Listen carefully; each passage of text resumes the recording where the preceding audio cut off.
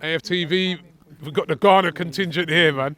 What? Fish up, fish up, fish up, yes, fish up,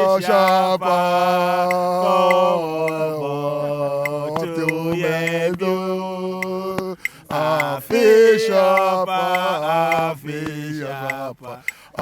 Fish Is there a Christmas carol? What is this? That is what to say? Merry Christmas. Merry Christmas, Happy to New Year. AFTV. Merry Christmas to all the Arsenal fans. Merry Christmas to everyone. Anyway, so yeah.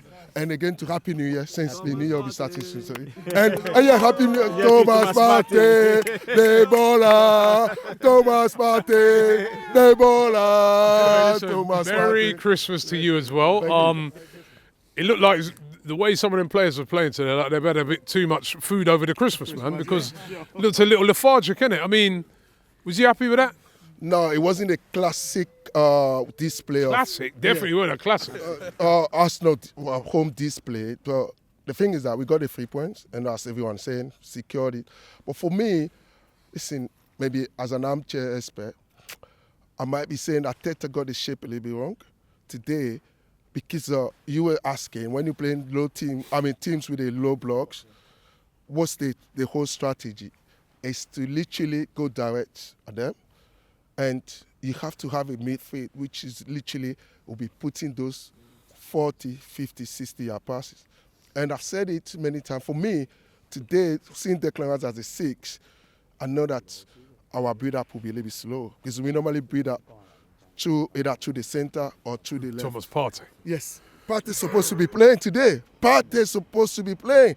He's supposed to be starting this game with Declan Rice, because the thing is that, I said it when was that last week, the problem with Arteta, it's got a midfield system which is working, it's not broken, and he's trying to find a solution to that. Why? Yeah, but you have to remember the amount of games that's coming up. So he might be looking at it and saying, right, I'll start Thomas Partey against Brentford.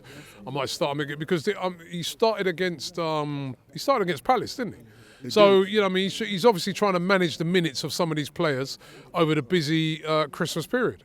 I do understand that, but then again, you can see what happened, because the first half, we only recorded five total shots and 2 on target. That's in the first half. And the second half, 13 and 6 on target. It's not good, especially if you're challenging Liverpool. And we saw what Liverpool did last night, you know. And I think, well, that's what I said as an armchair expert, because who am I? But obviously, Arteta knows what he's doing. And hopefully, because coming to the end of the season, as we've seen it, we want to win something. We want to win something tangible. We know that in terms of improvement, in terms of like seeing Arsenal today being part of the conversation when it comes to the Premier League, when it comes to the Champions League, it's done well. Arteta's done well.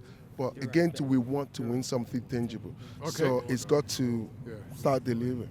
You're from Ghana? Yes, from Ghana. It was among the people who welcome you at the airport. I've been here quite a long you know, I've been coming here. You just wanted to welcome at the airport. Yeah. Thank you very much, man. I appreciate that, man. Right. That massive reception. I got a question. We want more AFTV in Africa, man. More AFTV in Africa. Yeah. I got a question for you. Is everybody in Ghana as biased as he is, right, when it comes to the selection of Thomas Partey? I mean, he wants him to start every game. For me, I also think he should start every game. You see that? Thomas Partey is good. No, he's quality. Yeah, he's quality. So for me, I don't see why Arteta sometimes doesn't want to use him. But you understand him trying to manage the minutes over this period. Him because of frequent injury issues and concerns. So I think managing him is also not bad. But I think Partey should be starting to play. Yeah. And obviously, not the performance we wanted tonight, right? But we got the 3 points. But moving on to the question I've been asking a lot of people, we're reaching into the January transfer window now. What do we need to add? I mean, let me come up with a Ghanaian player. Kudus. Would he be a great addition to this team? Definitely, Kudus would be a very good addition. But for me, a lot of people are saying it wasn't a very good performance. It wasn't a good.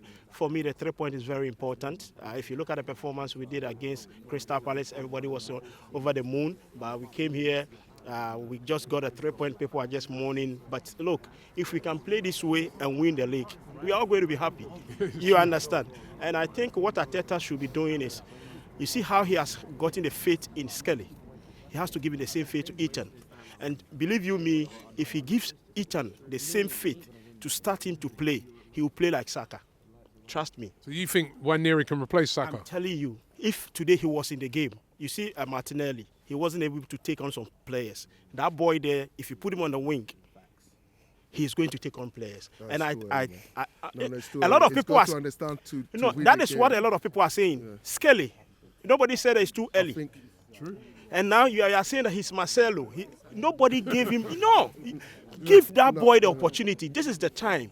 Give the faith to that boy. And Robbie, I'm telling you, when this boy is given that mandate, you just remember this. No, I think the player that I all love that should kind of having faith in is Riley Sterling. He's won the league 3 times. No, he won it 3 times. So you can't be, no, seriously, he's won it 3 times. So this is the guy that he comes in the dressing room, he can control that, because who's won it at Arsenal 3 times? So you can't be having Riley Sterling on the bench. And that's a good shout, though. I mean, he's even got me a little convinced that I'd like to see Nwaneri there. But the thing is that if you want to win the league, and again to coming back to the striker, you don't want the players who has never been involved into the title charge. That's one thing that Arsenal fans are forgetting. You want a player who's been involved into that. We want experienced players. We want experienced players. We want the players who can literally come in and make an impact, right? You don't go in for because this player is coming or having a good time. All of a sudden, you want him to come to the Arsenal. Has he ever been involved into a title charge before? Nope. So we have to be careful, Arsenal fans. Yes, and that's what when it comes to the striking. Well, we're talking about striker. I think Julian summed it up. The way we played, Arteta might not want that we should be having a focal point striker. But as I said, if we're looking for a focal point striker, for me, right now, the person on the market is Osimhen. He's a transformational striker. Yes, says so.